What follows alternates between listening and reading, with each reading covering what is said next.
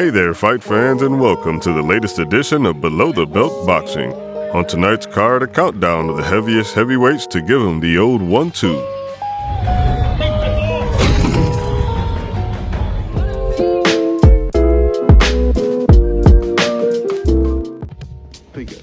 Big Bad George Foreman was a two-time world heavyweight champion and an Olympic gold medalist who ruled the roost in the early 70s, smashing through the heavyweight division.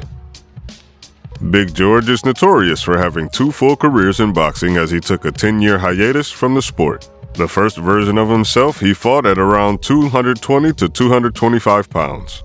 The second topped out at 267 pounds against Steve Zuski in his first fight back in 1987.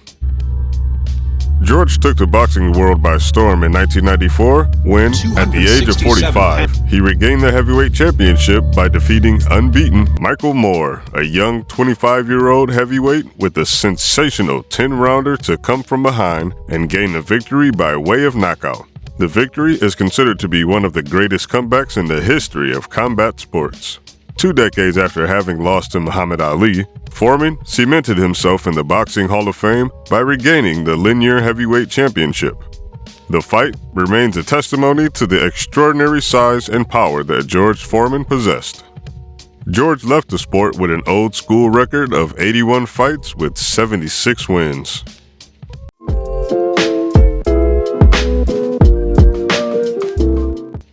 Tyson Fury made his debut with a first-round knockout of Bela Youngyosi in 2008, where, in his own words, was fresh back from his honeymoon and a couple of stones overweight.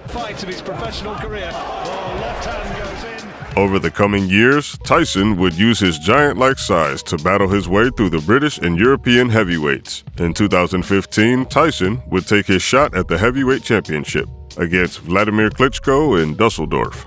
This is widely regarded as one of the finest fights of his career, as the traveling king ended Dr. Steelhammer's 10-year dominance of the heavyweight division.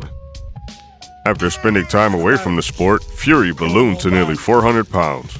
Not being happy with the way he looked, and after a few Twitter rants later, Fury was back in the ring. Tyson took revenge on Deontay Wilder after being denied the victory by some questionable scoring in 2018, when he stopped the Bronze Bomber in spectacular fashion in February 2020 to win the WBC and Ring magazine belts. Fury then went on to end the trilogy in a similarly dramatic fashion, battling back from 2 knockdowns to stop Wilder in the 11th round of their third fight, weighing in at a championship fight high of 273 pounds in their rematch. ESPN rates Tyson Fury as the best current heavyweight and one of the heaviest heavyweight boxers of all time. In the past, Fury has made no secrets of his battles with eating and drinking, as well as struggling with substance abuse and depression. I would hope so. I'm back. I'm going to be bigger and better than ever. And I've got the desire back, which is the most important thing.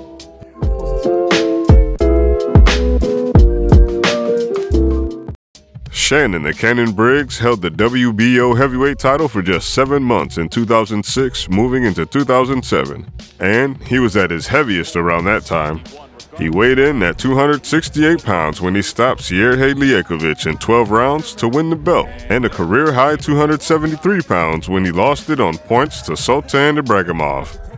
Shannon Briggs holds the record for the most first-round knockouts of any heavyweight champions in history with 38 KOs in the first round. That's more than Muhammad Ali, Mike Tyson, and Lennox Lewis's first-round knockouts put together. Questions were raised in July 2017 on his size as the governing body of the WBA suspended the former 2-time heavyweight world title holder for 6 months for failing a test for performance-enhancing substances. Shannon, once you finish this event, you can go back to taking your drugs and having no contest. There you go. Well, I'm not sitting down, I'm standing right here.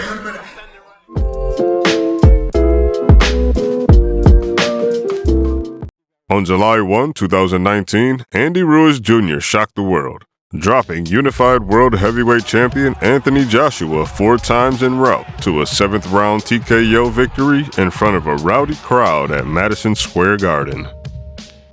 When he stopped Joshua in their first bout, he weighed 268 pounds and became the first man in Mexican boxing history to hold the heavyweight title.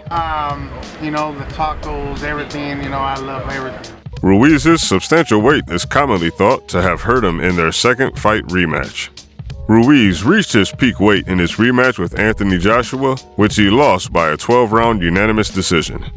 Since the loss to AJ, he has stripped down the weight and is back to his winning ways, with victories over Chris Arreola and the big Cuban King Kong Ortiz. Utilizing his best assets, his speed and movement, for a heavyset guy in the heavyweight division, Andy Ruiz Jr. can really move. I'm tired, I'm super hungry, I can't wait. So what we The monstrous Russian was in a class by himself in terms of size. For example, he outweighed more than one opponent by 100+ pounds. He was an entire middleweight of 159 pounds heavier than Alarim Usah in their 1997 fight. Nikolai Valuev wasn't the greatest fighter of his generation, but for a man of his size, he was competent with a good ring IQ and a stiff jab.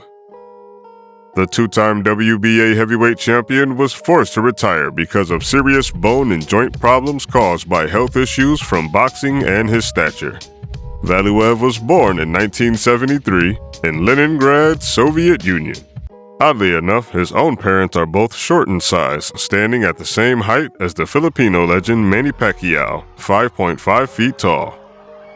He has stated in the past he gets his size and stature from his great-grandfather, who was described as of mountainous proportions and a warrior giant of folklore. He has also spoken on his health battle with giantism, complicated by acromegaly, a disorder that results in excess growth of certain parts of the human body. In his professional boxing career, he was defeated only twice, by Uzbekistan's finest Chegayev and David the Haymaker Hay.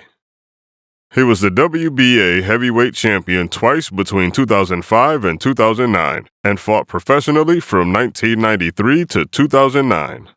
Valuev announced his retirement from boxing in an Eastern European newspaper 3 days after losing to the Cockney Brit David Hay. Children, I love you. Be sure to like and subscribe, and thank you for tuning in to Below the Belt Boxing, YouTube's newest boxing channel on the rise.